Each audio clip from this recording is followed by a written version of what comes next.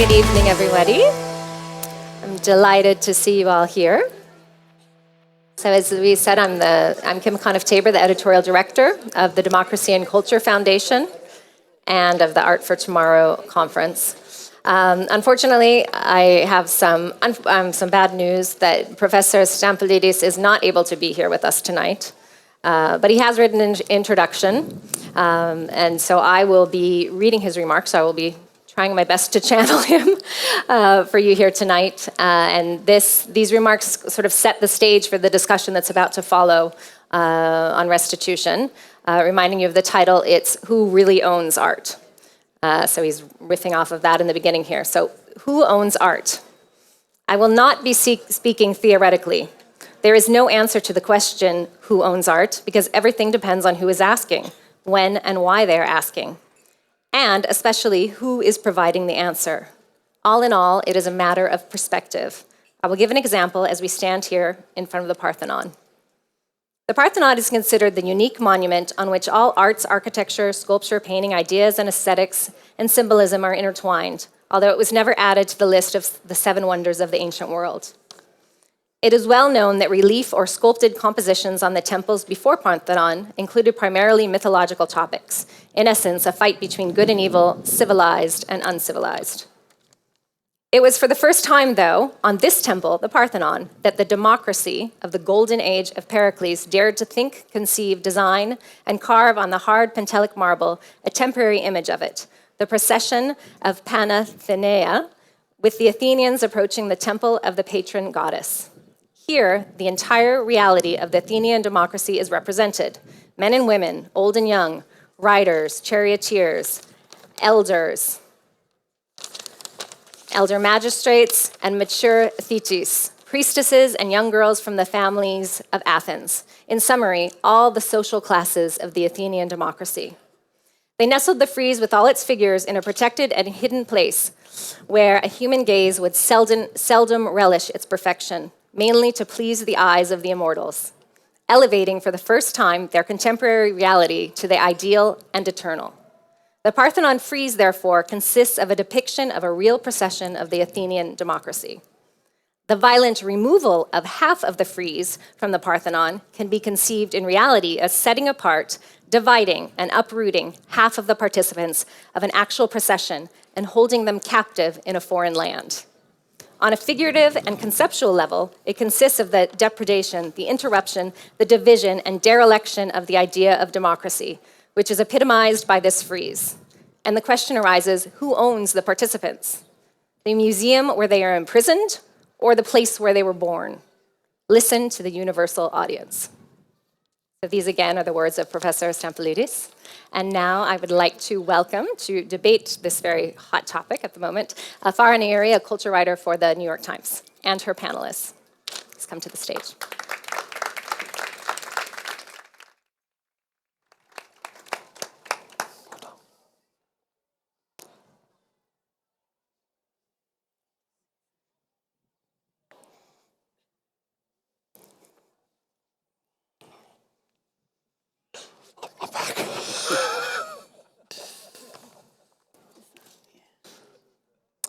Ladies and gentlemen, I am grateful, deeply and profoundly grateful, for the privilege of being on this historic site, on this extraordinary evening, to lead a conversation on the subject of the ownership of art and restitution. I don't think I will ever have a backdrop for a panel discussion more beautiful and more extraordinary than this. I wanted to begin by thanking Professor Stampolidis for his statement, and I really wish that he was here with us this evening to deliver it, but unfortunately, he was unable to be present among us. As Professor Stampolidis points out, who owns the Parthenon marbles? The British Museum, where they have spent the last 2 centuries, after being hacked and slashed away from the monument you see behind my shoulders there, that glorious monument? Or do they belong right here, right where you are this evening, at the Acropolis Museum, at the foot of the monument itself. So that's the focus of the first part of our discussion. I reassure you, we're not going to be going on all night about the marbles, but we are going to tackle the elephant in the room. In fact, I'm the elephant. As many of you will know who've been following the news in the last few days, I'm sure a lot of you here know, the chairman of the Board of Trustees of the British Museum, George Osborne, who used to be the Chancellor of the Exchequer in the UK, meaning the finance minister, went on a radio program and he came out with a fairly earth-shaking declaration. He said, quote, "I think there's a deal to be done," meaning a deal between Britain and Greece concerning the famous Parthenon marbles. In this deal, he said, they could be shown in both London and in Athens without a load of preconditions, he said, without a load of red lines. Of course, what that means, Lord knows, but it's up for discussion. So far as you know, the position of the British Museum has been one of intractability, because as Tristram was explaining in the previous panel, the museums, the national museums of Great Britain, are banned by an act of Parliament from giving away or losing possession of anything in their collections. The collections are inalienable. If you want to take one hairpin out, in theory, you need an act of Parliament. So that's pretty strict. And the director of the British Museum in the 1980s, a very, very staunch man by the name of Sir David Wilson, he even described it as cultural fascism, the act of giving the marbles back. He said, if you start to destroy great intellectual institutions, you are culturally fascist. Now, he was responding to demands by a lady who is on my mind and on the minds of many of you here this evening, the great Melina Mercouri, culture minister of Greece, the great actress, performer, and I feel like Melina perhaps is with us tonight. Somehow, she's in the air. And Melina famously said, "I want my marbles back." And she put it really succinctly and quite beautifully, I thought. It's very effective. The Parthenon marbles are our pride. They are our identity, she said. The act of tearing them off the Parthenon was the equivalent of someone using hammers and axes to slash away parts of the frescoes of Michelangelo's Sistine Chapel and carting them off somewhere else, she said. How is that something justifiable? And why would Italy not have the right to ask for the return of those parts back? So, Tiffany, I turn to my first panelist, the writer and broadcaster Tiffany Jenkins, to kind of address this question to you. And I believe your position is very much different and in opposition to the position of Melina Mercouri. Why do you not agree with Melina? Well, I live in Britain, and so I visit the British Museum a lot. And in my view, the present situation where half are here in this magnificent museum, a wonder of the world, and half in the British Museum is a really good situation. Here, you can see them in the context of pre-classical Athens. And you can see on the tour earlier, we had the moment of the severe style, which sort of leads up to these remarkably vibrant and vivacious and kind of moving sculptures. You can understand that context here and also look across at the Acropolis and think, God, that's were they really there? That's amazing.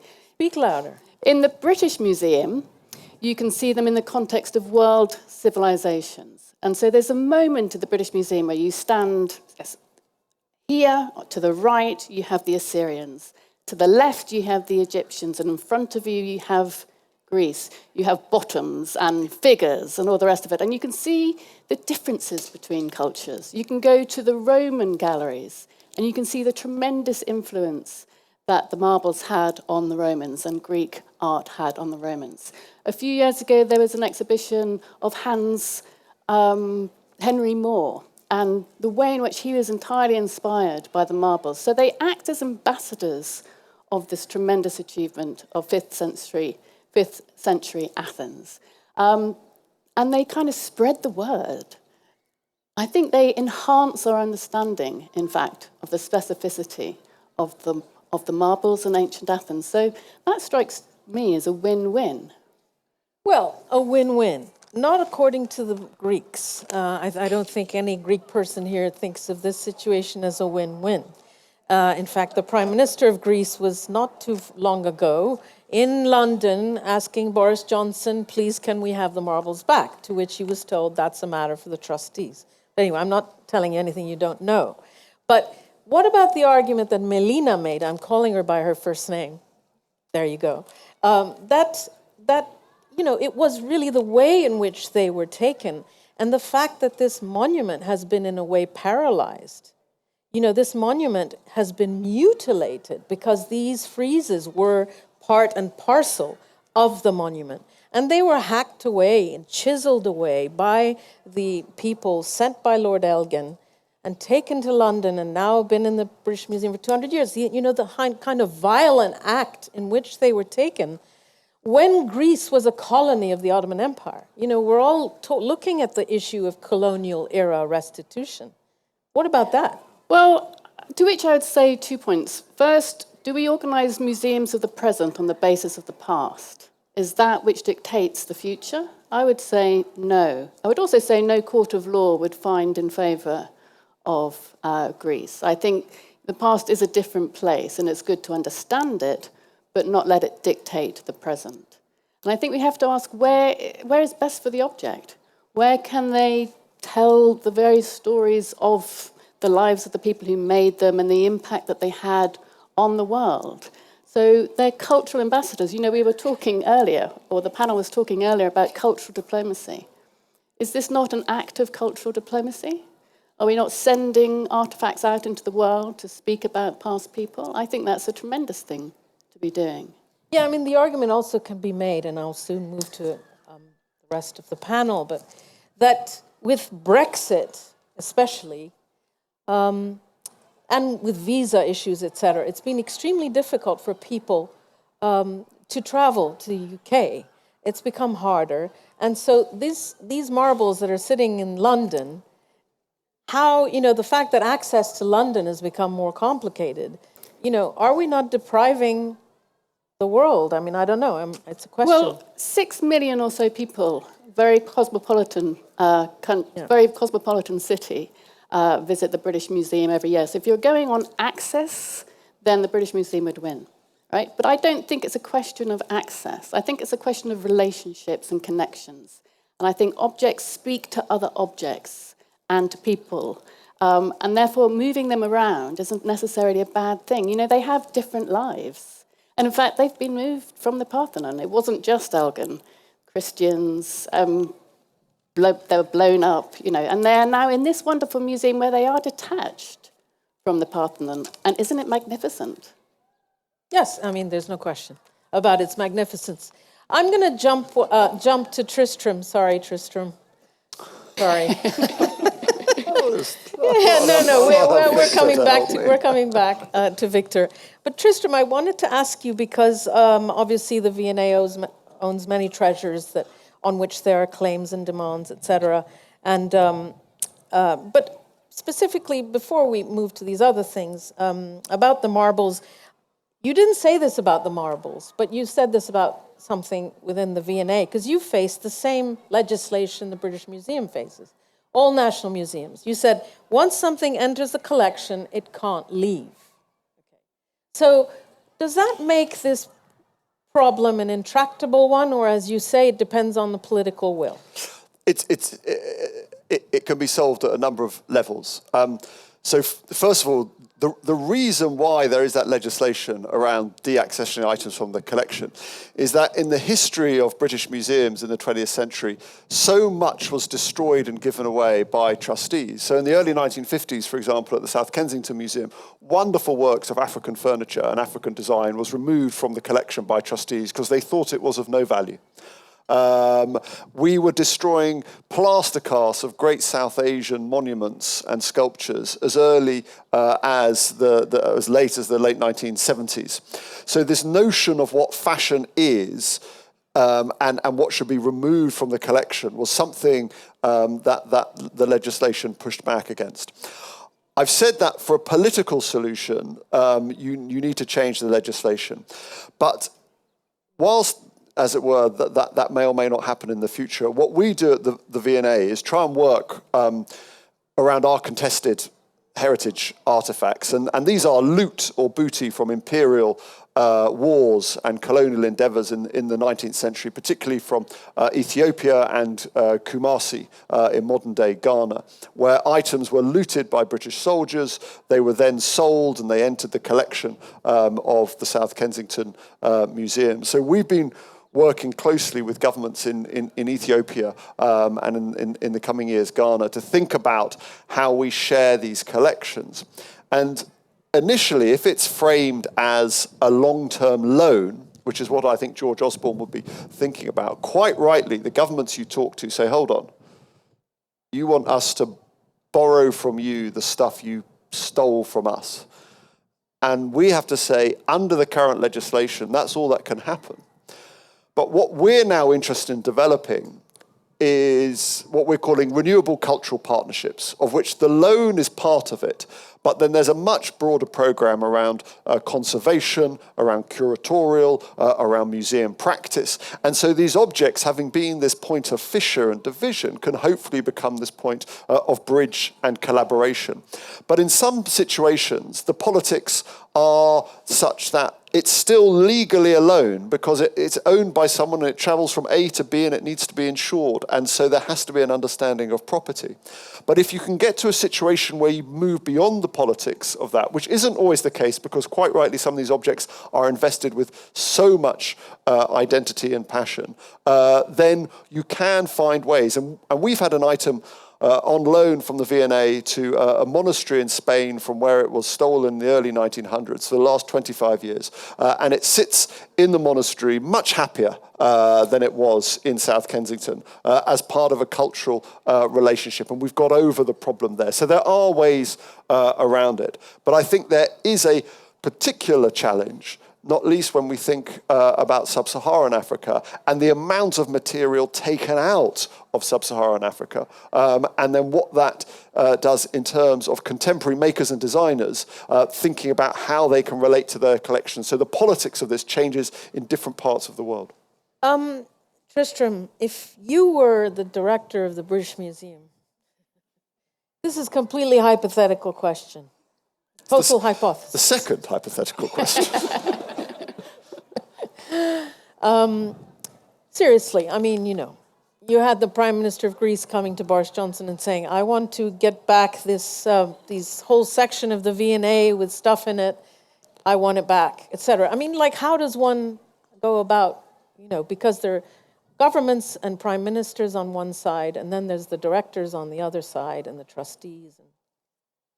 I mean, I will not comment on the Parthenon sculptures because it doesn't do for one museum director to comment on the collection of another. But I think, as I say, our approach at the V&A is to think about how we can build these renewable cultural partnerships around items which are problematic. And actually, when we think, to go back to the previous session, about soft power and diplomacy, I do think we in the UK need to think about this imperial and colonial past and the collections connected to it, and then how we think, particularly as new museums and more cultural institutions come online, and think about what's in their collections and what else is in the rest of the world.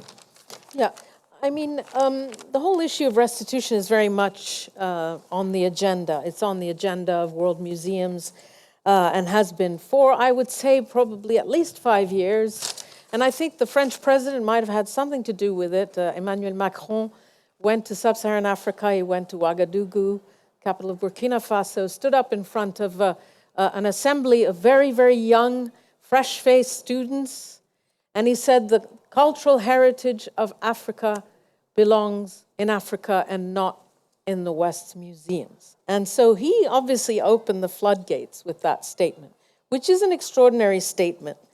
But, and so we are about to go to Victor in just a second to discuss this particular statement of his. But just to finish, Tristram, I mean, the way the law is in Britain right now. So France restituted 26 priceless treasures to the state of Benin, plus 2 other treasures. Germany is about to give back tons of treasures, including Benin bronzes, et cetera, et cetera. All of these museums are saying, we're going to give back, we're going to give back. Meanwhile, the British national museums, including yours, have their hands tied because your response is, we can't give anything back. It needs to go through an act of parliament. Well, I think much as I love the French, and I do,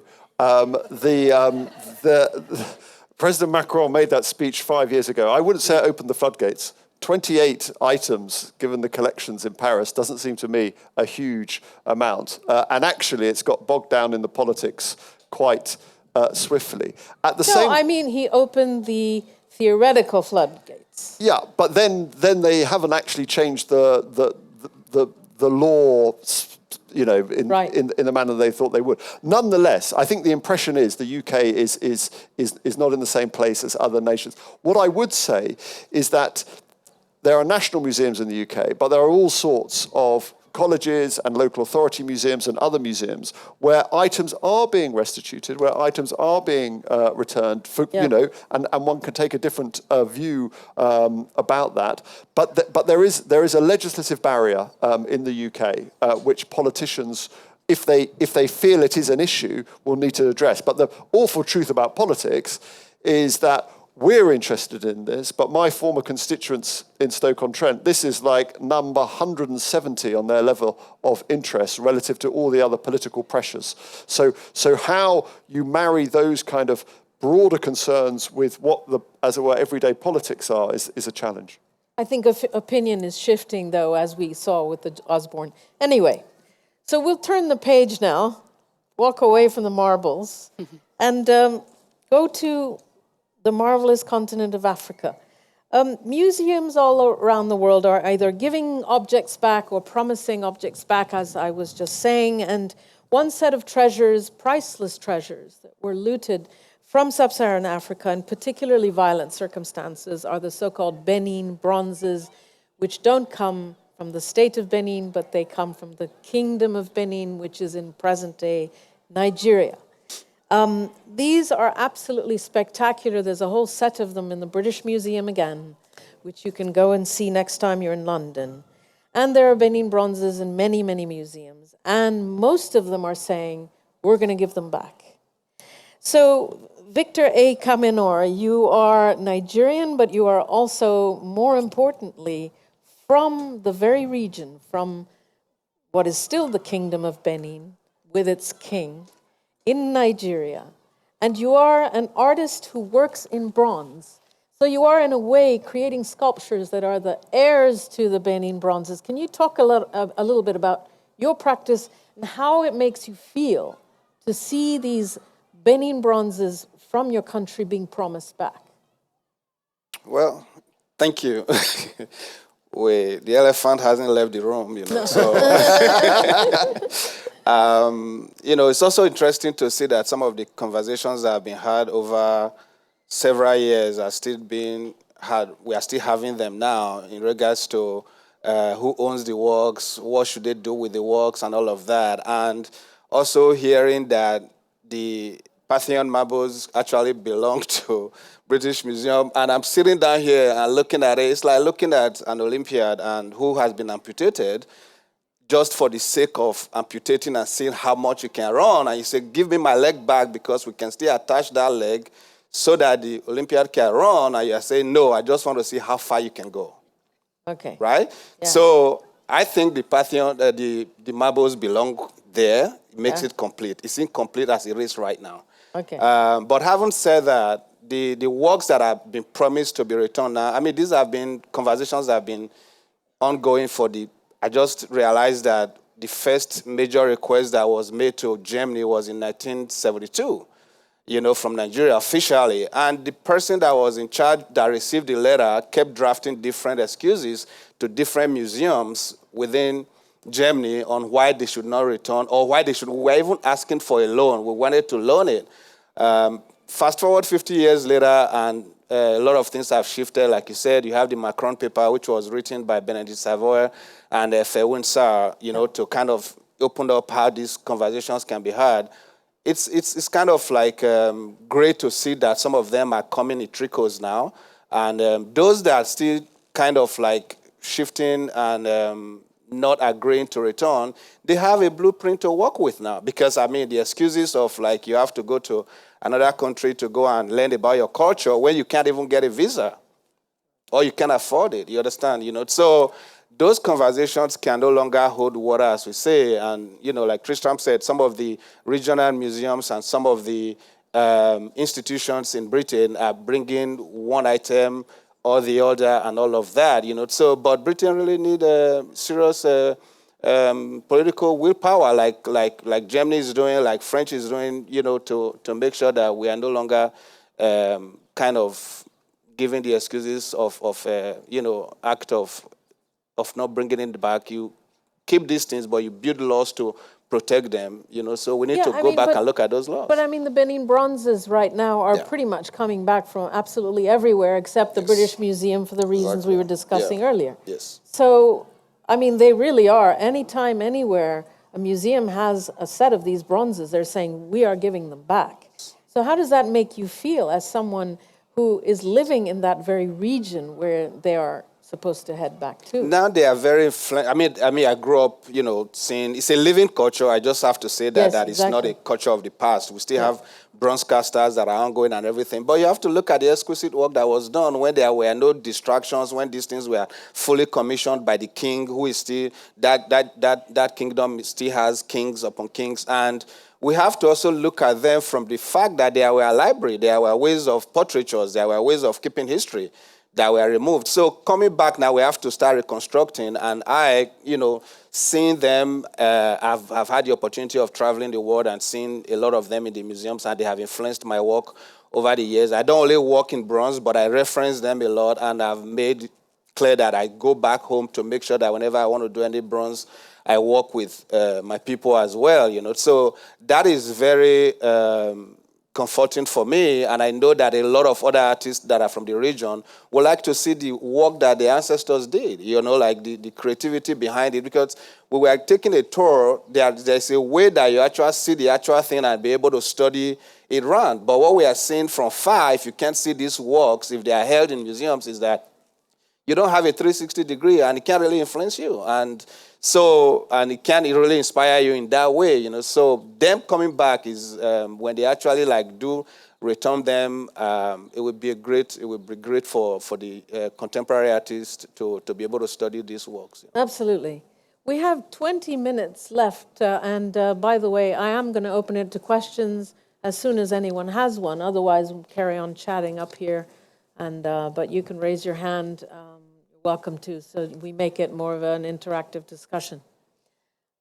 Yes, please. If you could introduce yourself, that would be great. Ian McWhirter. Sorry? Ian McWhirter. I'm a journalist from Scotland. I just wanted to ask Tristram just to clarify exactly what was the legal situation, or with Tiffany indeed, what exactly was the legal situation when the Elgin marbles were taken to Britain by Lord Elgin all those years ago. What was the legal situation then? Were they actually plundered, robbed in the way that you had described as loot, or was there a more complicated process involved with the government at the time? Tiffany, why don't you take that Okay, one? well, this is my husband, and he's just... like this is our dinner table. This is quite... So the circumstances of removal are challenged and contested, and they stimulate a tremendous passion, right? My view on this is that Lord Elgin, who was given a firman, of which an Italian translation exists, which permitted him to take some of the marbles, primarily from the floor, okay? So when you described hacking, they hacked. And they wrote to each other about this, and there's descriptions of the sound of it landing on the ground. Now, it was a ruin. It was a Turkish garrison, right? It wasn't this beautifully preserved thing. People were carting things off. I don't think it's up to us now to legislate for that, right? I think we can say it's not an ideal situation, but things were different. It's not like today when there's kind of, ribbons and ribbons and ribbons of legal papers that have to be signed. In Tristram describing you cannot de-accession things. All that kind of stuff just didn't exist then. It was tremendously debated at the time in the British Parliament. Two things were debated, whether it was taken correctly, and they decided it probably was, but the other thing that was debated was whether it was any good or not. And you had this really fascinating moment where the kind of ideals of neoclassicism were replaced by a kind of romanticism. So Byron, who thinks that they should not have gone to the British Museum, also thought they should stay up there and just fall into ruins. You have a tremendous debate about their quality. Had they arrived 50 years earlier, I think they would have been restored to look like Roman copies. The Parthenon marbles would have been desecrated again, if you like. So I think the point is that these objects do have different lives. They mean slightly different things at the time, at different times. And we have to think about, what do we want today? Do we want to be imprisoned by our past? Or do we want to think about what can objects say to us today, and how can we kind of place them to do perhaps what you're talking about, which is kind of stimulate the imagination. The thing about the Benin bronzes for me is that there's so few in Africa, and there are hundreds. It just seems to be not just because of the circumstances of acquisition, but because it just seems to be insensible that we can be intelligent and think about where can we place these things so they spark life. Thanks, Ian. Thanks for that question. That's great. Yeah. Anyone else's spouse have a question? Or a non-spouse? Restitution is actually a subject that we at the New York Times cover a lot. I've written about it a lot, edited by the previous moderator, Matt Anderson, and I've also written about it in a recent book. It's a very hot topic, and right now all of these museums are sort of like digging around in their collections, and just having questions and questions and questions. What's the provenance, and does this object come from a rotten place or from a rotten circumstance? I imagine that that your teams are doing that, Tristram. Anyway, that was just a parenthesis. Do we have any other questions? We have... There's a lady there. Yes, please. Hi, hello, thank you. First of all, thank you for having us here. I don't want you to think that we Greeks are attacking you at the moment, but it might seem so. Can you introduce yourself? Yes, my name is Electra Kaloudi. I am in the PR and communications sector. I'm not in the art world.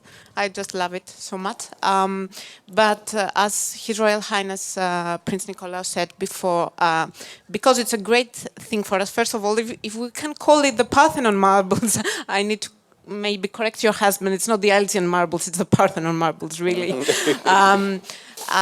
So I don't think, if you've seen that Italy is returning a fragment of the Parthenon, I understand it's about legislation, and I'm sure not every museum can do it at the moment. I know you're in the V&A, and it's great cultural history. And we understand that if you return everything back, maybe it will be a bit empty, the British Museum. But if it's in any manager's or director's agenda, because you said previously that maybe it's number 170 in the previous manager's agenda, maybe if it's... No, he was, I think Tristram was referring to his constituency, meaning voters, if voter priority. In the new directors, the future director's agenda, can it be a difference in legislation, as it, I suppose, happened with Italy? Because I don't think it was in the Italian legislation as well. There was a case around the issue of human remains in the late 1990s in Britain, as well as America and New Zealand.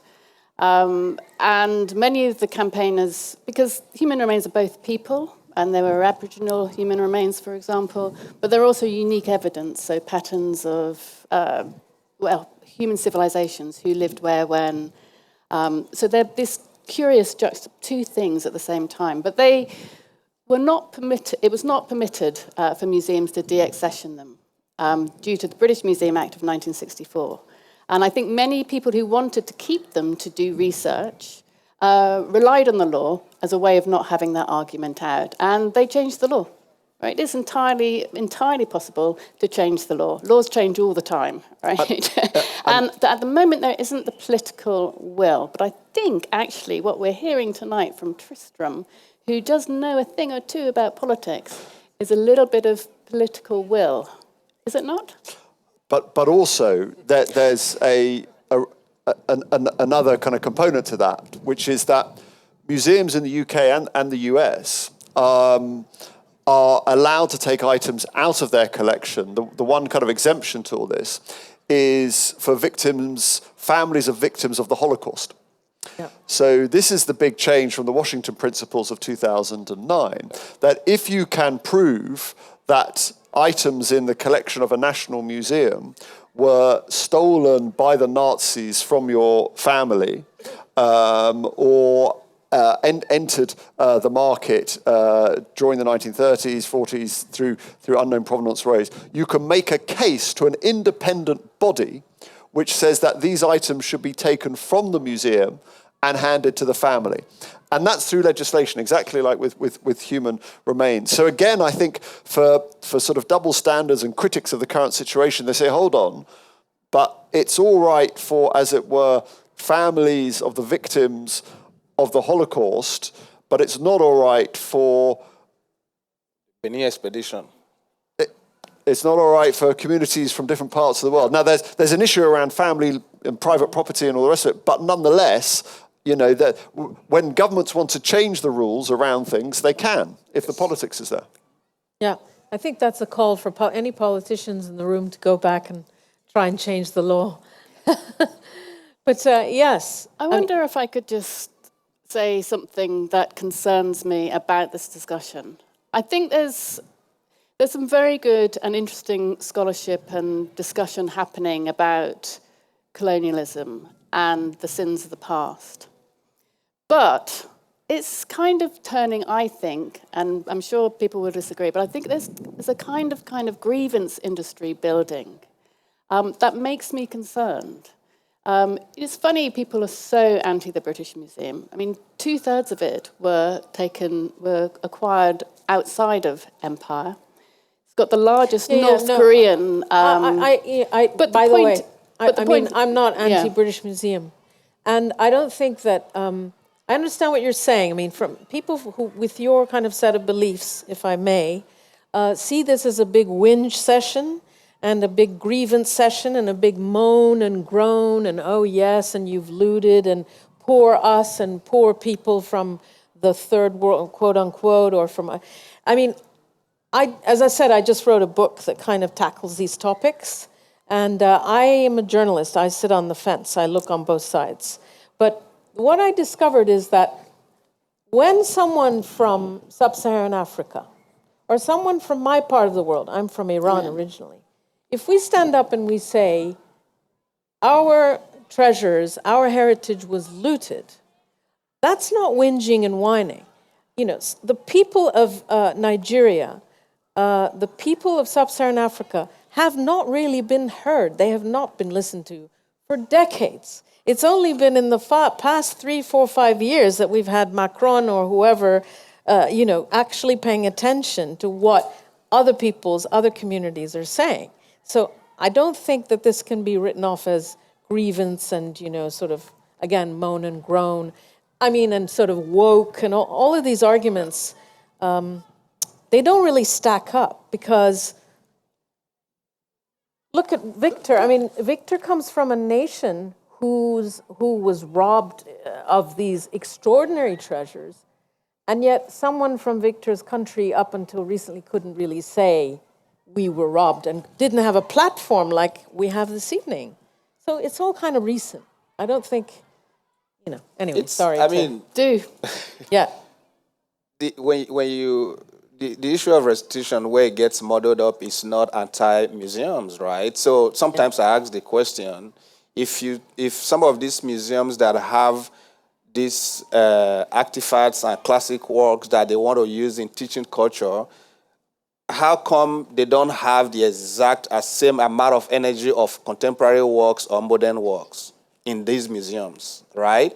So I mean, like, thanks to Her Royal Highness, they showed a large expanse of El Anatoli's works in 2019 that the whole world saw the massive nature of that exhibition, right? So some of the museums that are actually keeping these works don't go that far to actually show and create a history of where these artists are coming from or create that bridge. Something was decimated. A culture was completely decimated.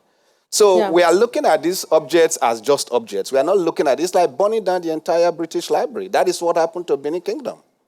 Because that's how we recorded our rituals. That's how we recorded our processes of honoring the king or of crowning the king. All those things were completely not. So we are looking at them now as just objects behind glasses and stuff like that. That is not what it means to the people. And for the people that own this thing to start asking for them now, they are educated enough, they have traveled enough, they are wise enough they are writing books enough to ask for these things. It cannot be considered that, oh, it's a new thing and it's grievance thing. And we have the right to grieve if we want to grieve about what was stolen from us. Yeah, please, Tristram. Can I tell a story that slightly complexifies please, go ahead. lecture? Yeah. So there's a wonderful new book. It's not that book. It's about a year or two old by a scholar called Cynthia Saltzman called Napoleon's Plunder. Yeah. And it tells the story of Napoleon's troops entering Venice and ripping down, amongst many other things they took, the horses of Veronese's The Wedding Feast at Cana. This wonderful picture on canvas, which was commissioned by the monks of San Giorgio Maggiore to be in the refectory in Venice. And they put it down. It's on his list of things he wants. And it's taken back to Paris. And it's put on display, this absolutely sumptuous painting. And after the fall of Napoleon, the monks ask for it back, and he says, no, it's far too fragile to travel now. So it sits in Paris. Yes. But then it gets interesting in a sense, because this picture then influences generation after generation after generation of artists, from David to Cézanne, all the way up to contemporary. And my question, in a sense, is, what would the artist have wanted? That would he have wanted the picture to be there amongst the greedy monks in the refectory every day as a point of worship and the feasting? Or would Veronese wanted 3 centuries of artists from all around the world to see this in the Louvre alongside other great works and for them to be inspired by it? Now, we don't know, but say again? The monks paid for it, yes, but who paid the monks? But you're right, the monks did pay for it. And so in terms of private property rights, you're absolutely right. But from the perspective of the artist, I suppose, is what's interesting, is whether that, sorry. Wait, hold on for the mic. You know, there are all sorts of justifications. I mean, we're talking about, the Parthenon marbles being taken during the Ottoman Empire, and, the resolutions or whatever they were. The same thing happens with the Benin bronzes. They were taken. Do you have a question, sir? Because we have a question in the front row. I don't have a question. What I'm saying is that the argument there is valid, but there is always a different side of the story. Okay, yeah. Thank you.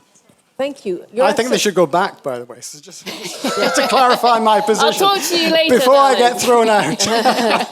We have a question from Her Excellency, please. Do we? No, we need a microphone. Thank you. My question is to Tiffany, because you referred to our panel before this one about culture diplomacy. I think it's very dangerous to compare this to culture diplomacy, because with culture diplomacy, everything we give or take is with mutual agreement. Yeah. So I have a question for you. How would you feel if you swap the original marbles with the replicas that are here in order to inspire people in the same way you described, walking through that gallery, looking at Roman history, Egyptian history, vis-a-vis Greek, Parthenon marbles, we should call them? Yes. It's a really good question. But how would you feel? Like, I honestly, because what difference does it really make? I mean, I think you said this grievances an anti-British museum. It would put you in a much more powerful position that you've given it back, given the context, given the history that everybody knows. perhaps it might do. But in a way, my criticism of cultural diplomacy, which was a slightly separate point, which is a slightly separate point I would make, is that it sometimes politicizes culture. And I think culture can be political, but I don't think it should be a weapon of politics. And I think there's a real danger, both because we ask too much of culture, and culture is effective when it's complicated and perhaps when it's holding a different point of view to the establishments. So I think cultural diplomacy is something that I would caution against, actually. I'm not entirely keen on it. The question of replicas. I would love one in my garden. Technology can do many things, but for two reasons, I don't think it's enough. For your reason, you can't see it behind in the same way. It's just not, it's not as good as the real thing, I think. I think a sculpture wants to see the real thing. Henry Moore wanted to see the real Parthenon sculptures. The other reason is that, and maybe it's kind of object fetishism. Maybe it is. Maybe we are a bit all overly romantic about objects, but I think we want the authentic thing, even if we can't tell the difference. Those Coke, you can sometimes try two different Coca-Colas, and one is.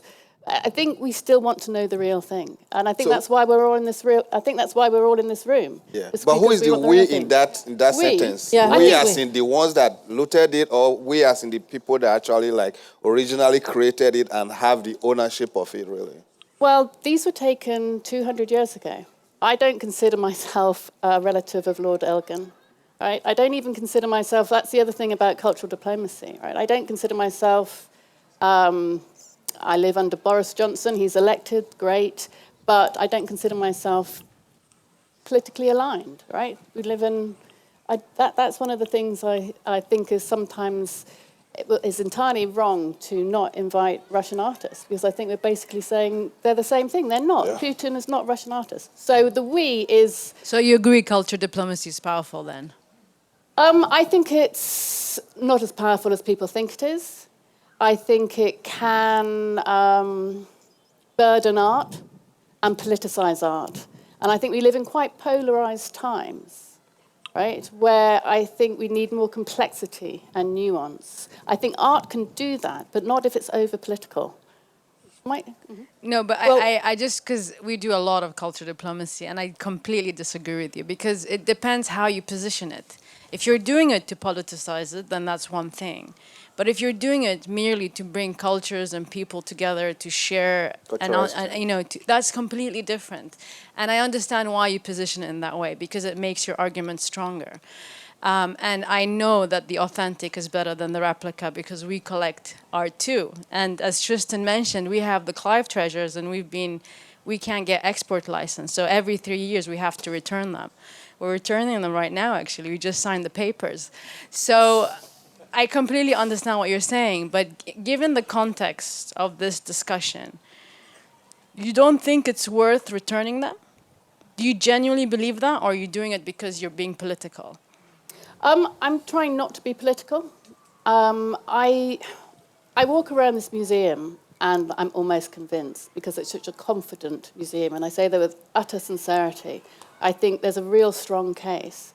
But I do think there is public benefit to having them in the British Museum, because I think you understand the specificity of classical Athens in that way.